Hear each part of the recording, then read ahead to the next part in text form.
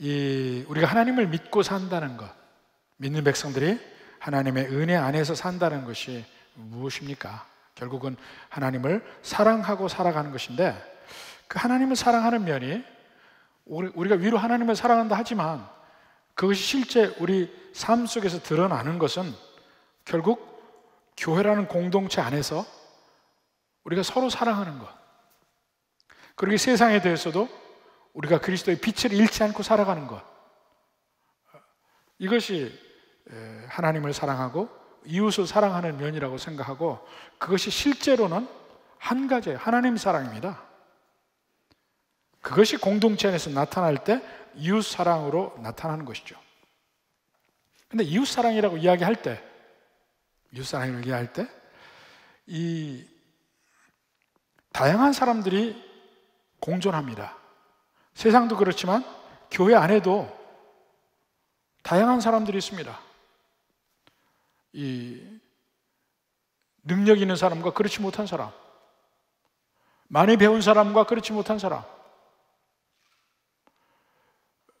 돈을 많이 버는 사람과 그렇지 못한 사람,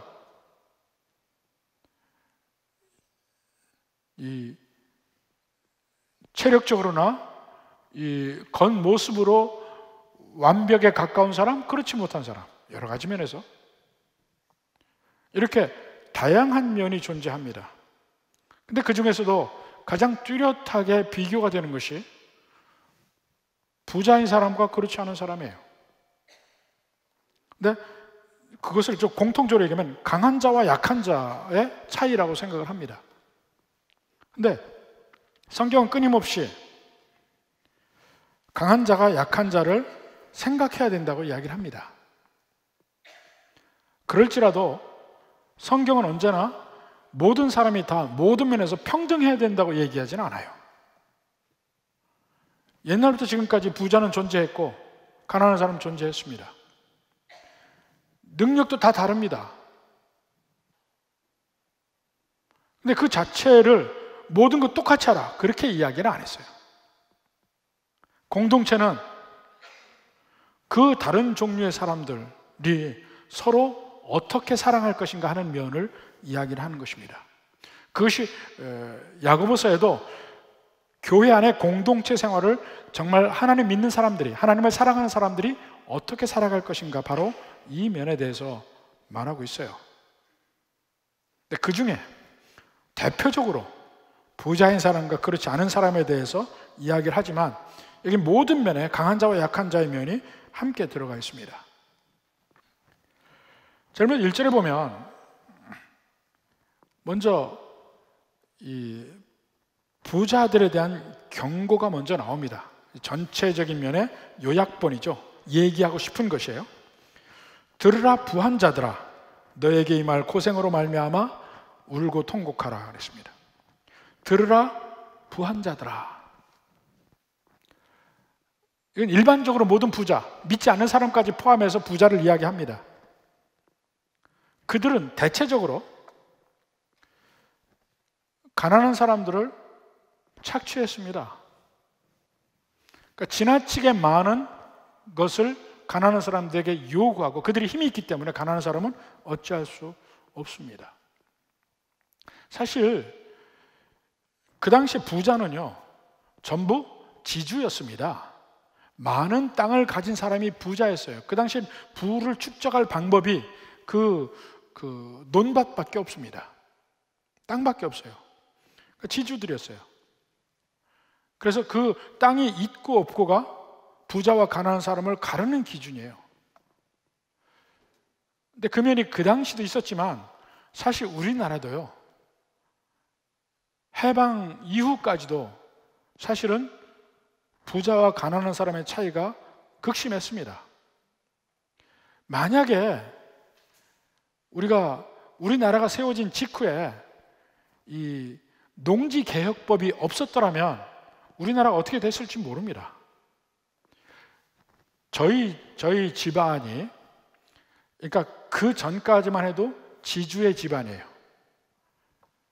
저희 외가도 부자였고,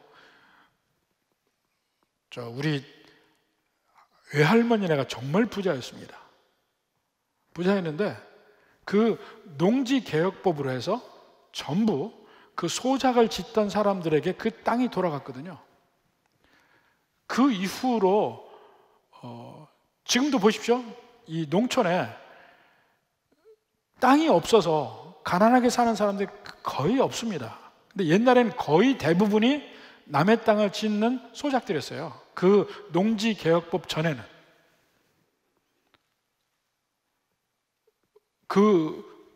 그들은 가난에서 벗어날 수가 없습니다.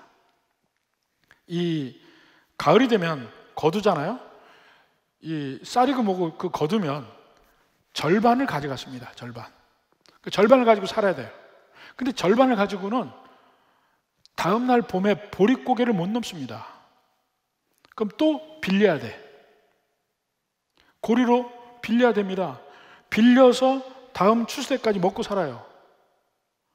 그러면 수확을 하면 절반 지주에게 주고 나머지 절반 빚 갚으면 아무것도 없어요. 다시 빚으로 살아야 돼.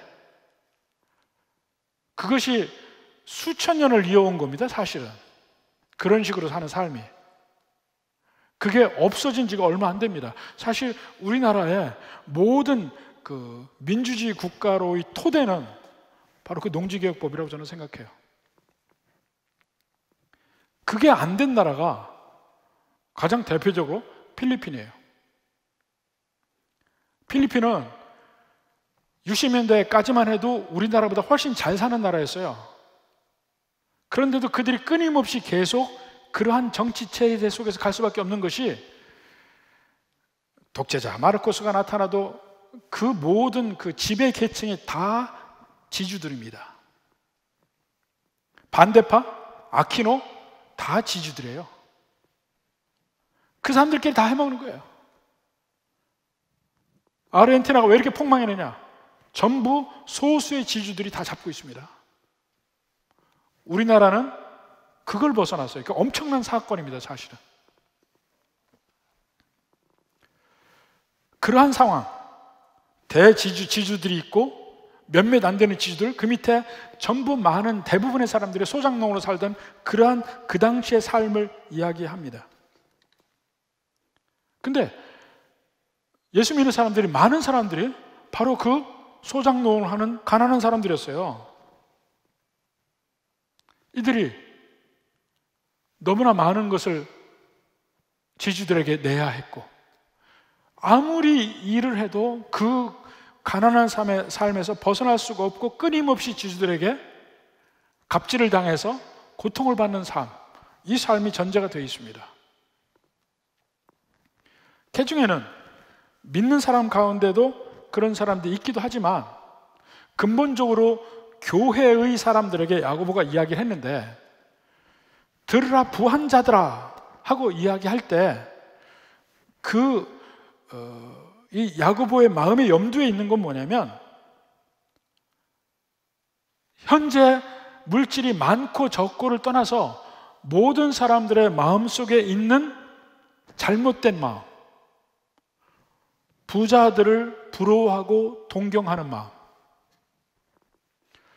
이것을 지금 건드리고 있습니다. 근데 끊임없이 그 부자를 부러워하고 동경하는 그 마음이 우리의 신앙생활을 좀먹습니다. 바로 그 면에 대한 경고이기도 하고, 또 다른 면은 아무리 살아도 가난에서 벗어날 수 없는 시스템, 그리고 아무리 해도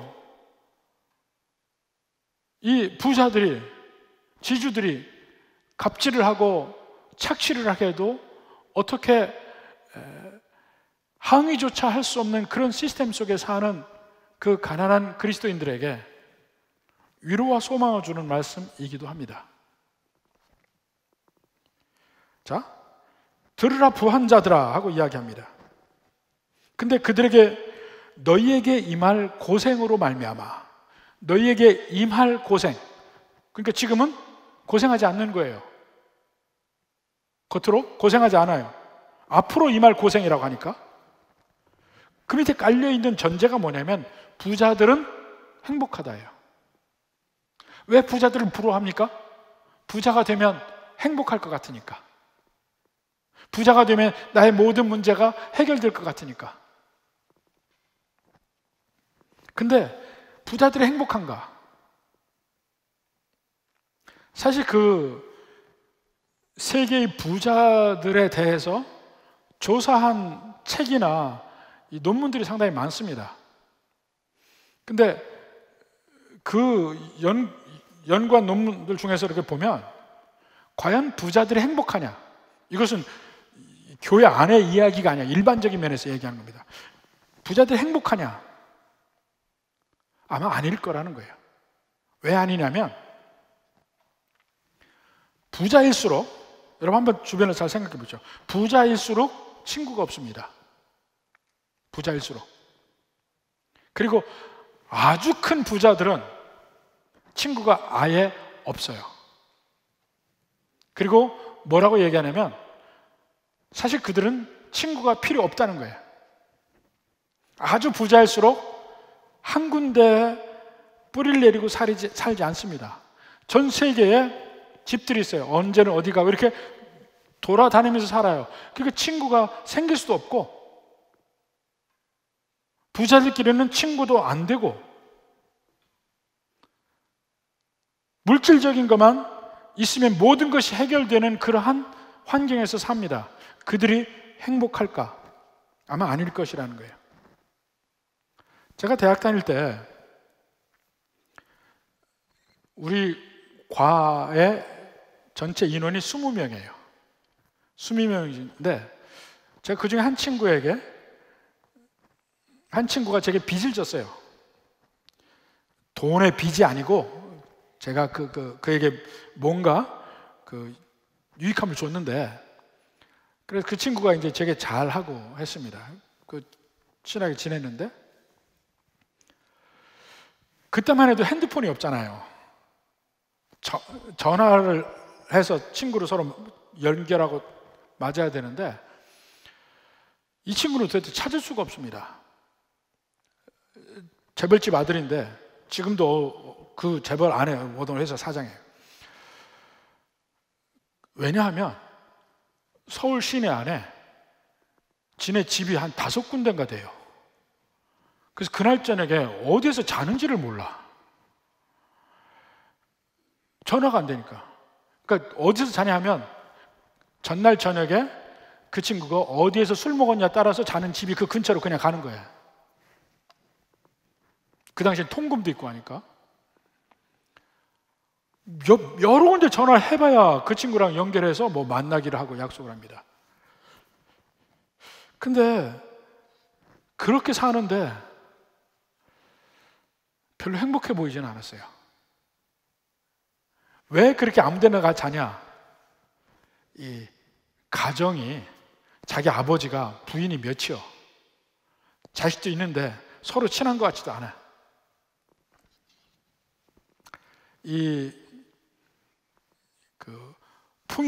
풍요의 빈곤이라는 책이 있습니다. The Poverty of Affluence라는 책이에요. 풍요의 빈곤. 좀 역설적이죠? 오랫동안 두 그룹을 조사를 했습니다. 초등학교 정도 나오고 가난하게 사는 사람의 그룹,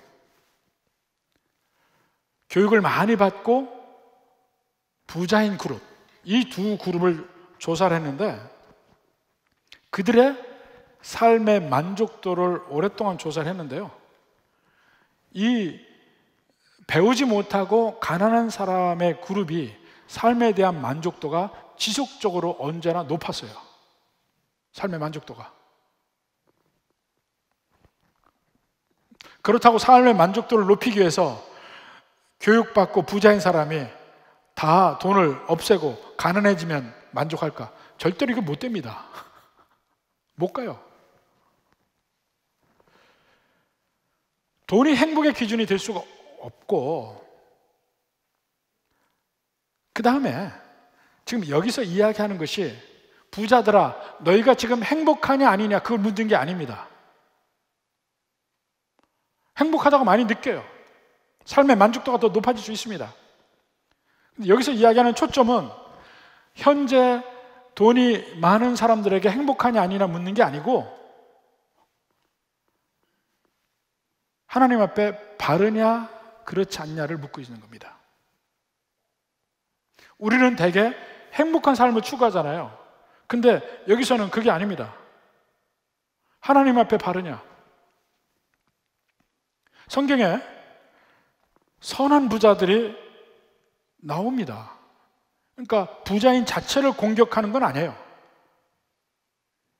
아브라함부터 자기 집에 그 300명 이상의 군대를 거느릴 정도의 부자니까 엄청난 부자죠. 욥, 다윗, 다윗 말할 것도 없죠. 왕이니까. 신약에도 가보면 신약의 그리스도인 중에 부자들이 있습니다. 사실은 마가복음 보면 요한 마가의 집도 부자였던 것 같아요. 예루살렘 안에 자기 집이 있고 다락방에 100명 이상 들어가는 정도의 그런 집을 가지고 있었으니까 마가의 집도 부자예요. 바나바, 그의 아저씨, 삼촌 되는 바나바도 부자예요. 예수님을 장사 지냈던 아리마대 요셉도 부자. 골로새교의 부자 빌레몬, 빌레몬서의 그 대상이 빌레몬, 부자였어요. 또 자주장사 루디아, 여자이고 그런 무역하는 사람이었어요. 부자였어요. 부자가 되는 것, 부자인 것 그 자체를 나쁘다 하지 않고 공격하지도 않았어요. 문제는 돈 자체의 문제가 아니고 돈을 사랑하는 것이 문제가 된 겁니다. 디모데전서 6장 10절에도 보면 돈을 사랑하는 것이 일만하게 뿌리라고 그랬어요. 그러니까 꼭 잘못된 방법이라기보다 하나님과 관계없는 방법으로 세상에서 살다 보면 그것이 거의 대부분 잘못된 방법으로 갑니다. 여기서 이야기하는 바로 그 면을 뭐라 하는 겁니다. 그렇게 해서 어떻게 하든지 목표가 돈만 모으려고 하는 거예요. 근데 그렇게 됐을 때 수없이 많은 잘못을 저지를 수밖에 없게 됩니다. 그 뒤에 이제 대표적인 그 면이 4가지가 나오는데 바로 그런 면. 근데 지금은 내가 재산이 많으니까 행복하다, 좋다 이렇게 생각하는데 그들에게 뭐라 합니까? 이 말 고생으로 말미암아 울고 통곡하라. 부자들은 이 말 고생이 있을 수 있습니다. 가능성이 더 많아요. 부자일수록. 이 세상적 의미의 부유함이 오히려 영적으로는 약점이 될 가능성이 많습니다. 부유함뿐만 아니고 우리가 세상적으로 볼 때 모든 강한 면 있죠. 자랑스럽게 생각하고 강하게 여겨지는 모든 면이 영적으로 보면 하나님의 안목에서 보면 오히려 우리의 약점이 되고 핸디캡이 되는 경우가 많습니다. 그건 세상적으로도 마찬가지 한번 생각해 보십시오.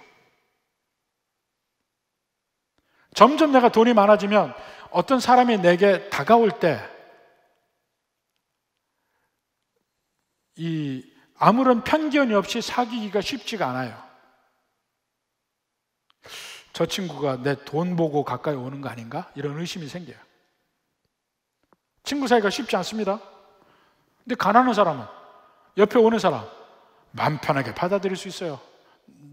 나한테 다른 걸 볼 게 아무것도 없으니까 인간 대 인간으로 친해질 수 있는 겁니다. 친구 사이가 힘들어져요. 세상적으로 강한 모든 면이 다 마찬가지입니다. 여러분 스스로 뭔가에 대해서 자랑스럽게 스스로 생각하는 면이 있을 겁니다. 다른 사람보다 더 이쁘다, 잘생겼다, 멋지다. 이게 더 핸디캡이 될 수 있는 것 아십니까? 아주 이쁘고 공부 잘하기가 대단히 힘듭니다. 왜냐하면 이쁜 사람은 머리가 나쁘다는 의미가 아니에요. 중학교, 고등학교 다녀보십시오. 이쁜 애들은요, 남자들이 가만 두질 않아요. 집에 한번 제대로를 못 가. 하도 집적돼서. 공부를 못해. 하도 집적돼서.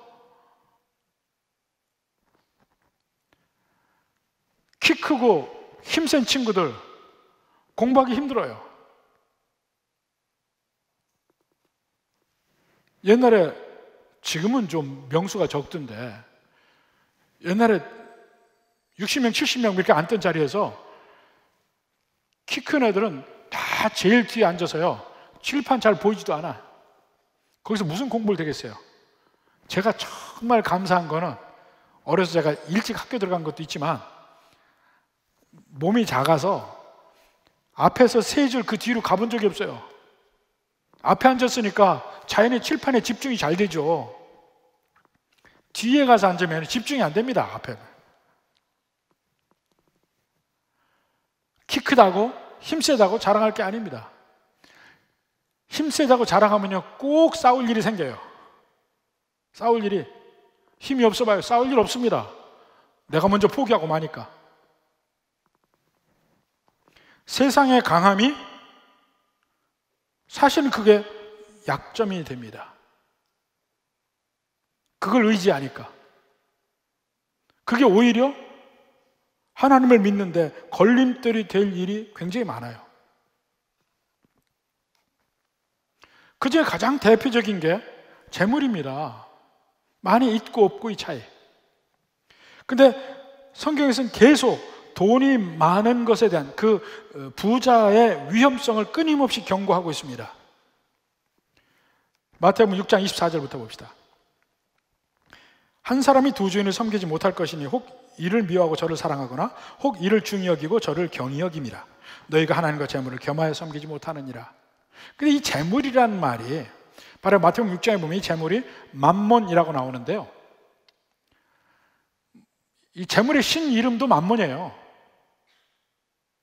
이 재물이라는 게 이상한 게 그 자체는 가치 중립적입니다. 근데 이상하게 재물이 많아지면 많아질수록 나를 끄는 힘이 강해지기 시작해요. 더 나를 끌어들입니다. 그러니까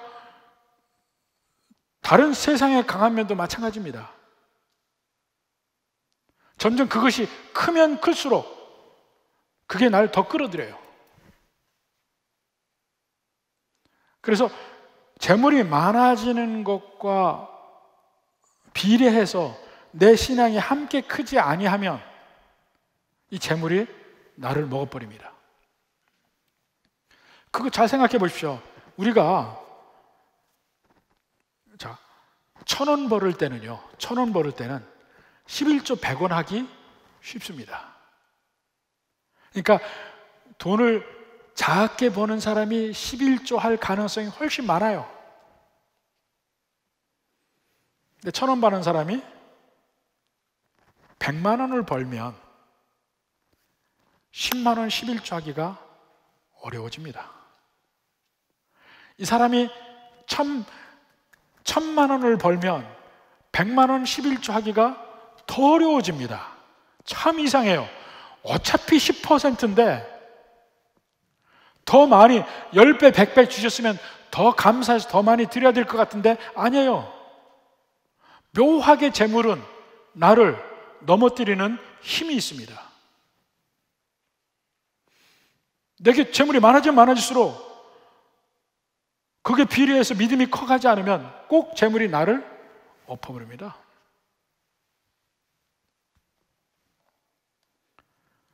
그래서 교회에서도 돈을 제일 많이 버는 사람일수록 11조 하는 것이 더 힘들어져요.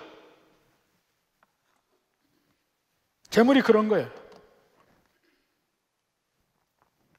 누가복음 12장 15절 봅시다. 그들에게 이르시되 삼가 모든 탐심을 물리치라. 사실은 재물이 많고 적음의 문제가 아닌데 탐심을 물리치라 그래요. 내가 재물이 없어도 내게 있는 탐심이 나를 쓰러뜨릴 수 있습니다. 그래서 제가 말씀드렸듯이 재물이 많아지면 많아질수록 탐심을 가질 확률이 높아져요. 이 재물 자체가 끌어들이는 힘이 있다니까요.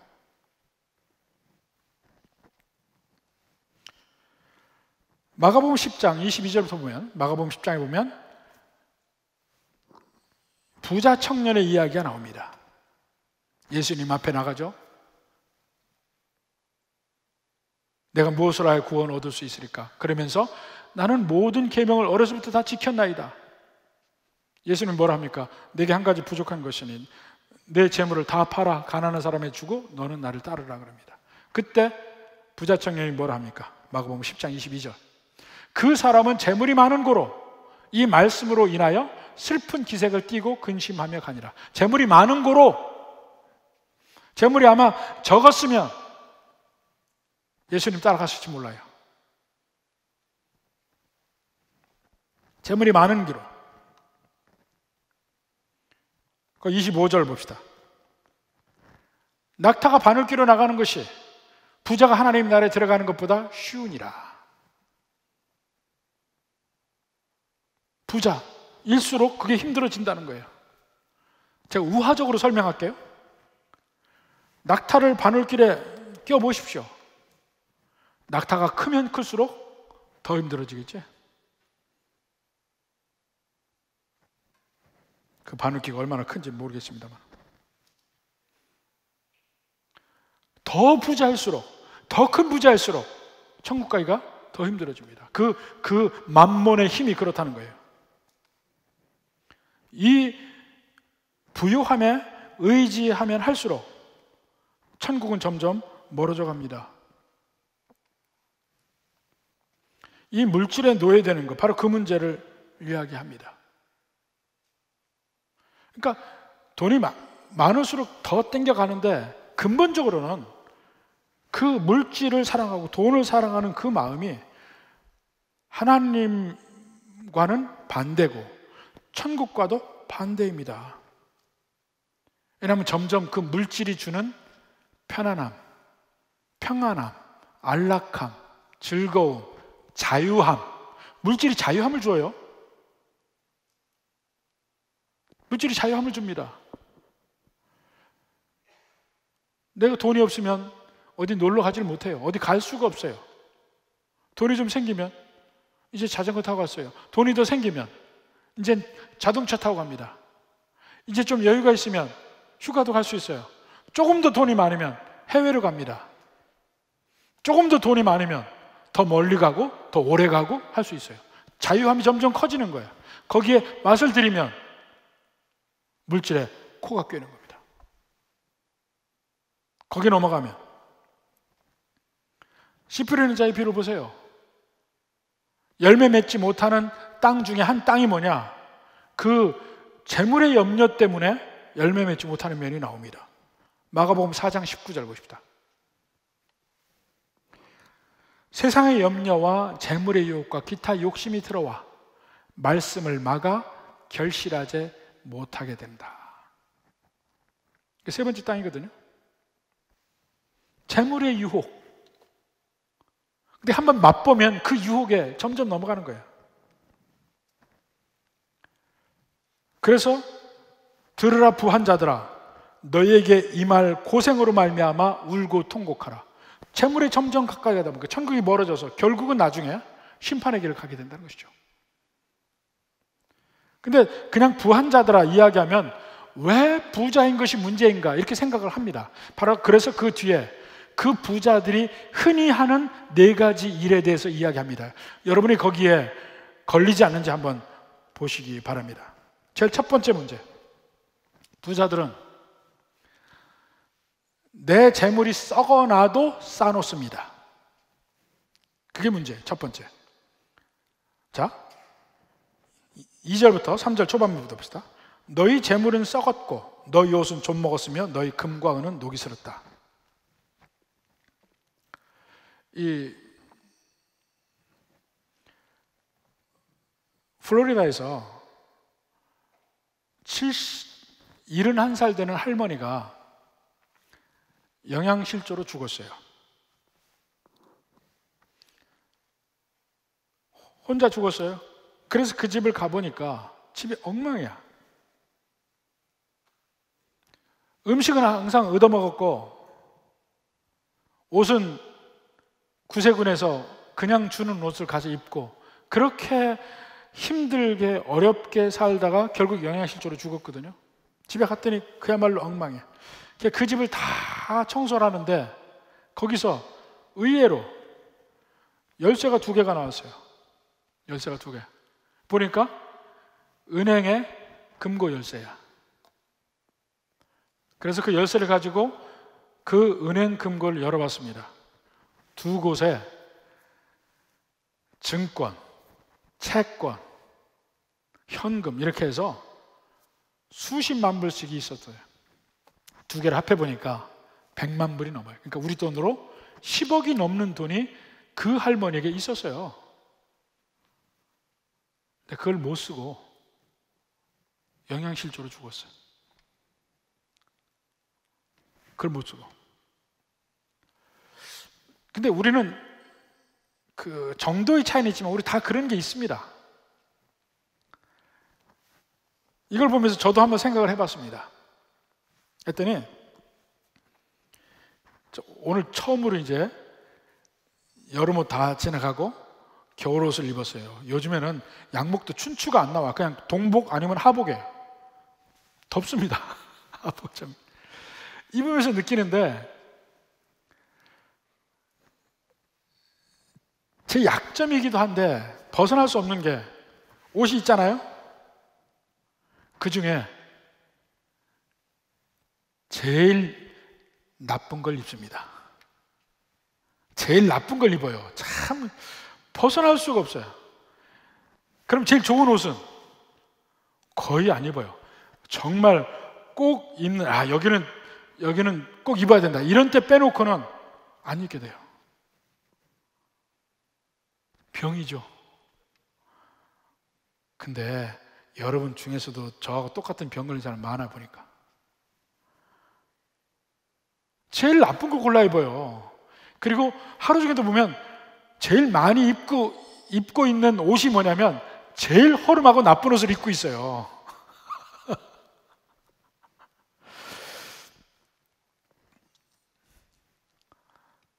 먹는 건 어떻습니까? 음식이 딱 있어요. 그 중에 제일 나쁜 것부터 먹습니까? 제일 맛없는 것부터 먹습니까? 제일 맛있는 것부터 먹습니까? 되게 제일 맛없는 것부터 먼저 먹는 경향이 강한 것 같아. 이게 제일 좋은 것을 쌓아두고 싶은 마음이에요, 사실은. 지금 쓰는 것은 그냥 허드렛 써도 돼. 좋은 거는 쌓아두고 싶은 마음. 이게 문제가 좀 있다는 겁니다. 그 당시 부자는 은행도 없어요. 그냥 현물로 쌓아둬야 되는데 그 당시 부자는 대개 뭐라고 그랬습니까? 지주예요, 지주. 그 당시 제일 돈이 되는 거는 그 수확한 곡물을 쌓아두는 거예요. 누가복음 12장에 어리석은 부자도 어떻게 했습니까? 그의 소산이 많아서 창고에다가 그득 곡식을 쌓아놓은 겁니다. 그게 은행이고 그게 자기 재산이에요. 그 당시 농경사에서 재물을 쌓아놓을 수 있는 방법, 제일 첫 번째 곡물입니까? 그러니까 너희 재물은 썩었고 하는 말이 그거예요. 지금 요즘에 여러분 어떤 쌀을 먹습니까? 묵은 쌀 먹는 거 아니에요? 햅쌀이 나와야 먹죠. 근데 햅쌀이 나온 때부터 묵은 쌀은 완전히 값이 떨어집니다. 그리고 그 다음부터 그 쌀은 술 만드는 공장이나 이런 다른 가공하는 데로 가지 밥으로는 못 먹어요. 점점 이 세상의 것은, 세상에 솟아난 모든 곡물들은 1년이 지나고 나면 먹을 수가 없습니다. 뭘 쌓아놓을 거예요? 그런데도 쌓아놔요. 묵혀도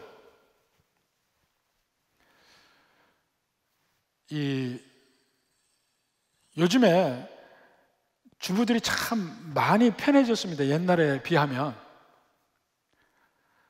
저 어렸을 때 생각하면 냉장고라는 게 없었어요. 찬장이 있었습니다. 찬장. 그래서 냉장고 생기면서 남는 건 무조건 냉장고 속에 집어넣는 습관이 생기기 시작했어요. 그래서 냉장고에 집어넣으면 또 잊어버려요. 그 안에서 썩어나가. 한 번씩 오래간만에 정리하면 그 안에서 버릴 것이 얼마나 많습니까? 근데 처음에 넣을 때는 이거 귀한 거다, 나중에 먹어야지 하고 넣은 거야. 제가 목회 초기에 제가 신방을 하면 꼭 냉장고를 열어봤더니 주부들이 기겁을 해요. 저희 집사람도 제가 냉장고 여는 거 그렇게 별로 좋아하지 않았어요. 안에 속에 잊어버린 게 나오잖아요. 아무래도 쌓아놓으면 썩는데 쌓아놓는다니까요. 또 그 다음에 너희 옷은 좀 먹었으며, 옷이 산업혁명의 핵심이 옷감입니다. 방직공장이에요. 그 전까지 옷이 굉장히 귀했습니다. 옷 한 벌 하려고 해봐요. 실 만들어야 되죠. 그 실로 짜야 되죠.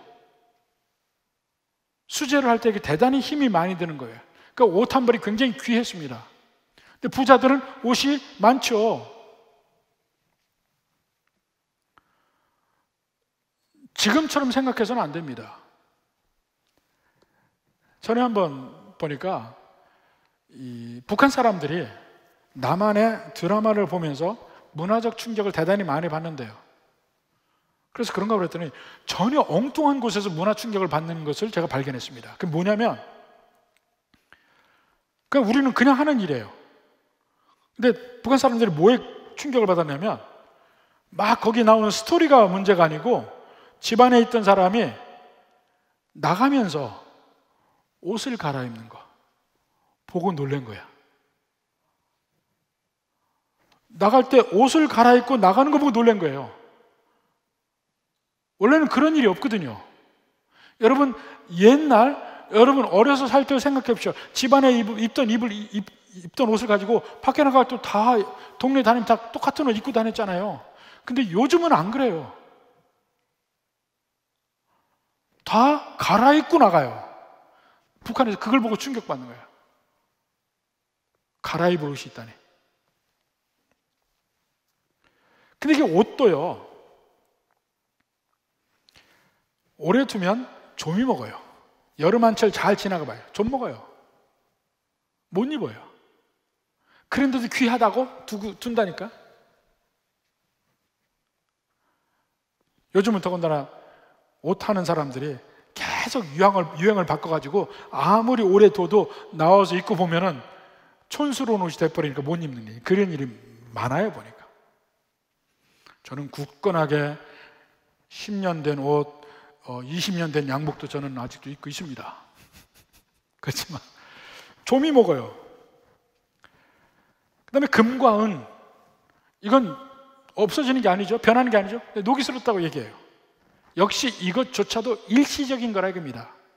우리가 모으는 것이 당장 내가 쓸 것도 아닌데 모아놔서 결국 좀 먹고 상하고 없어지는 것처럼 쓸데없이 왜 그러냐 이거예요.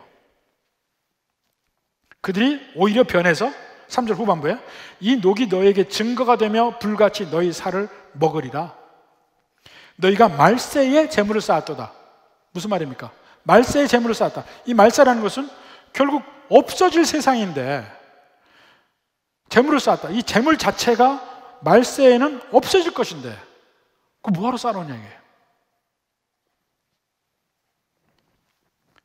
물론 성경은 우리가 근검절약하고 모으고 재물을 쌓는 그 자체를 뭐라 하지 않습니다. 근데 그 쌓는 면에 의미를 묻고 있어요. 자, 마태복음 6장 19절 봅시다. 너희를 위하여 보물을 땅에 쌓아두지 말라. 바로 그 밑에 20절에는 보물을 하늘에 쌓아두라 이렇게 얘기합니다. 보물을 땅에 쌓지 말고 쌓는데 하늘에 쌓아두라. 내 보물이 있는 그곳에 내 마음도 있다. 이 땅에 보물을 많이 쌓는 그 행위가 과연 내 마음속에 천국의 소망이 있느냐 없느냐, 그걸 묻고 있는 겁니다. 그래서 이 세상에 소망을 두는 사람의 특징이 이 세상의 보물을 많이 쌓아놓고 있는 사람이라는 거예요. 그 첫 번째, 부자들의 잘못된 일. 두 번째가 이제 없는 사람에게 갑질하는 거예요. 4절 봅시다. 보라, 너희 밭에서 추수한 품꾼에게 주지 아니한 삭시 소리를 지르며 그 추수한 자의 우는 소리가 만군의 주의 귀에 들렸느니라. 이게 무슨 말이냐면요, 이게 왜 문제가 생기냐면, 가난한 품꾼은 그날 벌어서 그 돈으로 그날 저녁 가족들 식사를 합니다. 그날 버는 걸로 그날 저녁에 식사를 해요. 근데 그날 일을 했는데 품삯을 안 주면 어떻게 됩니까? 온 그 사람의 가족이 하루를 굶는 겁니다. 더군다나 여기 주인은 추수한 품꾼이라고 그랬죠? 추수라고 나와요. 왜 그 얘기가 나오냐면, 주인은 추수해서 많이 쌓아놓고 있어요. 없어서 못 주는 게 아니에요. 오늘날에는 정말 사업하는 분들이 없어서 못 주는 경우가 있어요. 그 얘기가 아닙니다. 있는데 안 주고 있는 거야.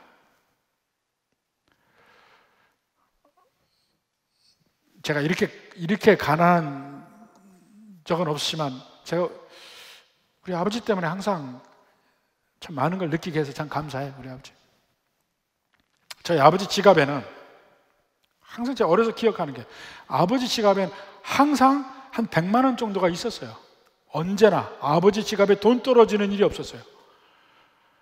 근데 아침에, 옛날에 제가 어려서는 사치내비, 그 다음에는 기성예비라고 그랬어요. 사치내비 기억하세요? 그 다음에 기성예비라고 그랬는데, 그걸 내야 돼요. 학교에다가. 안 내면요 벌도 받았어요. 사치내비 안 낸 사람들 나오라고 그래서 벌 줬어요. 수업도 못 들어가고. 심지어는 어떤 때는요, 집에 가서 가져오라고 보냈어요. 그래서 오늘은 꼭 기성예비를 가져가야 되는데, 분명히 아버지 지갑에 돈이 많아. 이미 보고 알아요. 내가 없다고 안 줘요. 없다고 안 줘요. 와, 미치겠다. 가면 분명히 또 벌 받을 건데 없다고 안 줘요. 그런 식의 지주가 추수를 다 시켜놓고, 자, 추수한 일꾼이 다 해서 곡식단 놨잖아요. 거기 있는 거 다 보잖아. 근데 그날 저녁에 당일날 매일매일 품삯을 줘야 되는데 내일 받으라고 안 주는 거예요. 이게 갑질 중에 갑질이죠. 이거 가지고 얘기하는 겁니다. 근데 이것은 구약에도 계속해서 얘기를 했습니다. 신명기 24장 14절 봅시다. 곤고하고 비난하는 품꾼은 너희 형제든지 내 땅 성문에 오가는 객이든지 그를 학대하지 말라. 그를 학대하지 말라는 그 중에 제일 중요한 게 뭐냐면, 품삯을 제대로 주라는 얘기예요. 15절에 그 품삯을 당일에 주고 해진 후까지 미루지 말라. 이거죠. 학대하지 않는 게 제일 중요해요. 그러니까 오늘날에도 어느 조직이든 기업이든 제일 중요한 게 인건비입니다. 이 제일 무서운 거예요. 인건비를 제대로 줘야 돼요. 그게 다른 면에 학대하지 않는 면의 핵심적인 부분, 가장 핵심. 품삯을 미루지 말고 당일 주라. 이는 그가 가난함으로 그 품삯을 간절히 바람이라. 간절히 바람이라. 예. 재산을 반으로 나눠서 평등하게 가지라, 그 얘기가 아닙니다. 그날 품삯을 주라 이겁니다. 예레미야 19장 13절. 너는 내 이웃을 억압하지 말며 착취하지 말며 품꾼의 삭슬 아침까지 밤새도록 내게 두지 말며. 있는데도 불구하고 내일 와. 하루를 굶게 만들어주는 거예요. 그걸 가지고 그렇게 하지 말라는 얘기죠. 잠언 3장 28절도, 그러니까 27절부터 내 손이 선을 베풀 힘이 있거든 마땅히 받을 자에게 베풀기를 아끼지 말며. 선을 베풀 힘이 있거든, 없는 사람에게 얘기하는 게 아닙니다. 베풀 힘이 있거든. 그 다음 28절에 내게 있거든 이웃에게를 갔다가 다시 오라 내일 주겠노라 하지 말라. 있으면 주라는 거예요. 줘야 될 거를. 이렇게 구약에서부터 계속해서 이웃사랑이 막 뭐 어떻게 사랑한다 그 말이 아니에요. 적어도 어려움에 처한 품꾼에게 품삯은 제대로 당일 주라는 겁니다.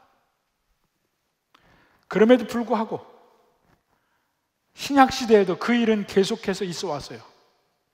부자와 가난한 사람이 있을 때 항상 이 악은 있어 왔다는 겁니다. 그래서 이야기하는 것이에요. 4절에 추수한 품꾼의 삭슬 주라. 매일매일. 저희도 평생에 저희 아버지가 2번 망했어요. 근데 우리는 망한 줄 모르고 살았는데 나중에 다 지나고 나서 2번 망한 얘기를 하는데, 그때 어머니에게도 돈이 안 가니까 매일, 여러분 이렇게 살으셨는지 모르겠어요. 매일 쌀을 사 먹었습니다. 호불호 사 먹었어요. 이 되가 아니고 호불호 사 먹은 적이 있어요. 그러면 이렇게 이 종이 주머니에다가 쌀을 줘요. 이렇게 제가 가서 가져왔으니까 쌀집 가서 호불호 사면 그걸로 그날 저녁에 밥을 해 먹어요. 매일. 근데 그것을 그날 저녁에 없어서 굶는다고 생각해 봐요. 그럴 때 4절에 보니까 주지 아니한 삭시 소리를 지르며, 주지 아니한 삭시 소리를 지른대요.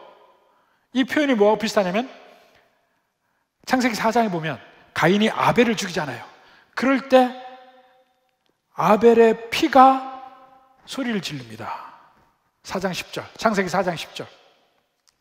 이르시되 내가 무엇을 하였느냐 내 아우의 핏소리가 땅에서부터 내게 호소하느니라. 이와 똑같아요. 주지 아니한 삭시 소리를 질러.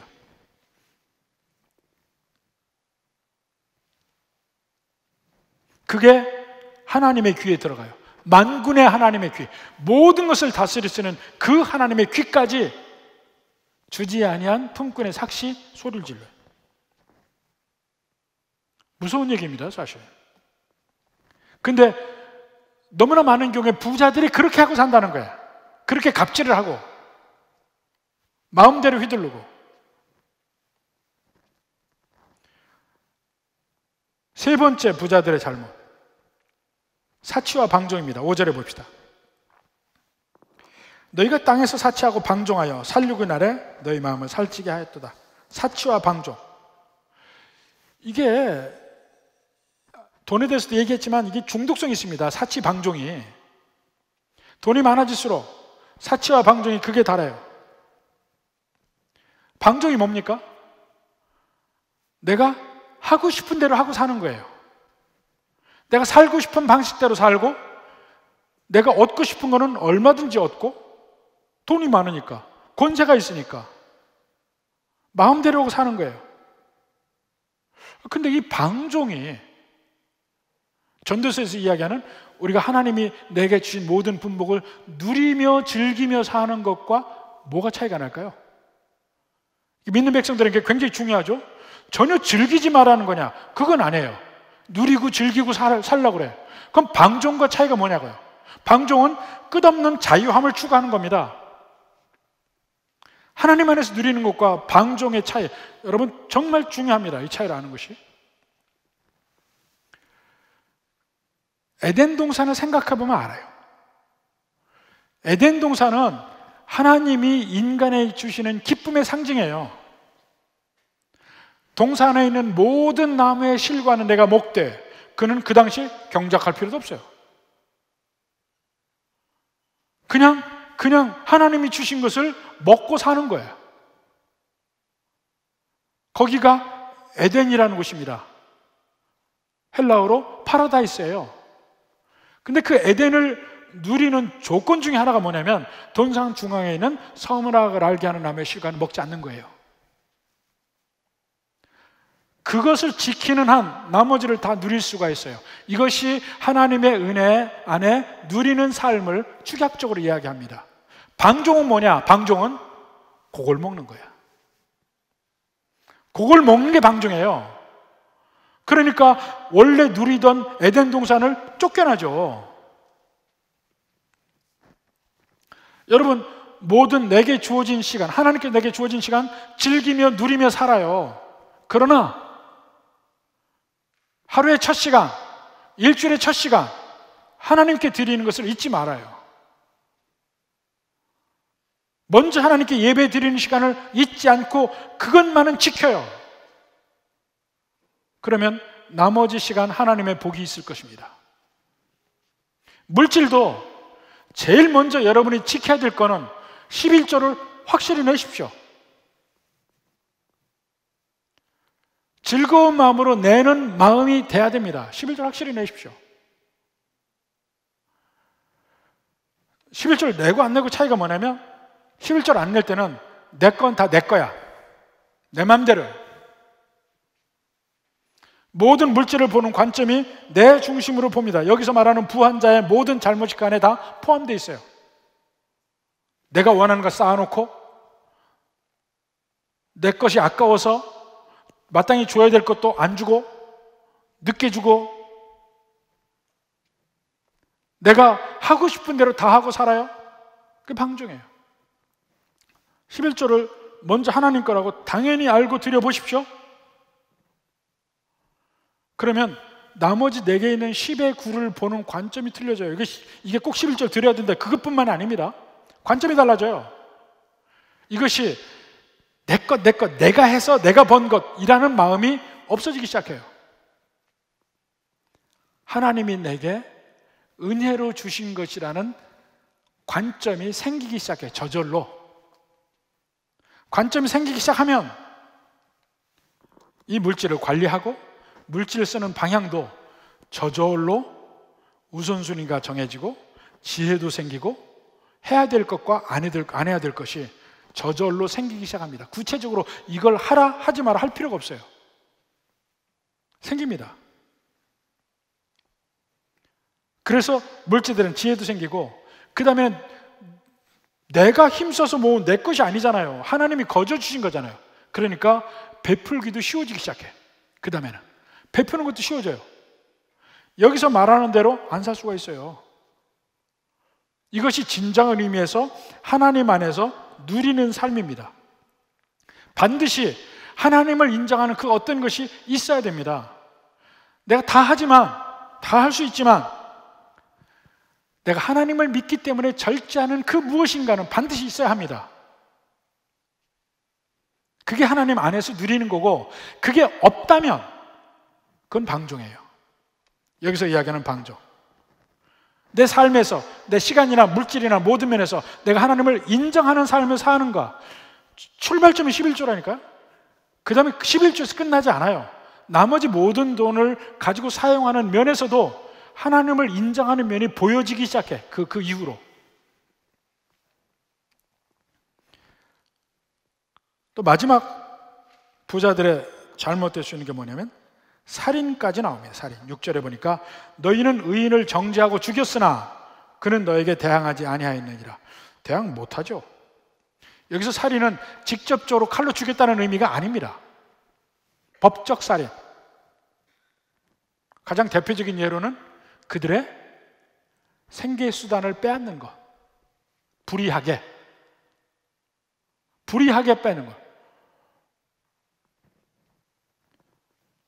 이건 부당하다 느끼고 법정 투쟁을 해야 되겠는데 법정조차 부자들이 다 소유하고 있어요. 그 당시에 법정조차 부자들이 소유야. 아무리 어디에 호소할 길이 없는 삶, 생계수단을 빼앗겼는데도 불구하고 그게 살인이에요. 그래서 그런 면에서 우리는 돌이켜 생각해 봐야 합니다. 강한 사람들, 돈이 많고 권세가 있고 여러 가지 능력이 많은 사람들은 그렇지 못한 사람들의 권리나 유익함을 모르는 사람에 침해하고 갈 수가 있어요. 그건 있는 사람들이 더 배려를 해줘야 합니다. 관심을 가지고. 그냥 살면요, 나도 모르는 사이에 다 연약한 사람들의 마음에 상처를 주고 삶의 주름을 입게 만들고 이렇게 만들게 되는 겁니다. 그래서 부한 자들에게 이러이러한 잘못들을 하지 않느냐, 그들은 나중에 슬피 울며 심판을 받을 날이 올 것이라 이겁니다. 그럼 반대로 건강한 그리스도인의 삶은 무엇이냐? 아까 얘기한 대로요, 항상 하나님의 존재를 인정하고 사는 삶이에요. 그 하나님의 존재를 인정하기 때문에 자연스럽게 절제하는 삶이 있어야만 합니다. 마지막으로 디모데전서 봅시다. 6장 9절부터 봅시다. 부하려 하는 자들은, 디모데전서 6장 9절, 부하려 하는 자들은 시험과 올무 여러 가지 어리석고 해로운 욕심에 떨어지나니 그 사람으로 파멸과 멸망에 빠지게 하는 것이라. 부하려 하는 그 마음이 문제죠. 그 다음에 10절에도 돈을 사랑함, 그 마음이 문제, 결국 핵심은 마음입니다. 돈을 사랑함은 일만하게 뿌리가 된다. 결국 그 근심으로 자기를 찔러요. 그러나 그럼 믿는 자의 삶은 어떻게 살 것인가? 17절부터 마지막 제대로 이야기합니다. 내가 이 세대에서 부한 자들을 명하여, 똑같이 부한 자로 나오죠. 여기 앉아있는 대부분의 분들은, 영상을 보고 있는 대부분의 분들은 이 부한 자에 다 속한 사람들입니다. 사실. 자, 부한 자들을 명하여 마음을 높이지 말라. 하나님을 인정하라는 거예요. 정함이 없는 재물에 소망을 두지 말라. 오직 우리에게 모든 것을 후히 주사 누리게 하시는 하나님께 두라. 소망을 하나님께 두라는 것입니다. 그리고 18절에 선을 행하고 선한 사업을 많이 하고 착한 일을 많이 하라는 겁니다. 하나님 내게 준 재물을 가지고 나누어 주기를 좋아하며 너그러운 자가 되게 하라.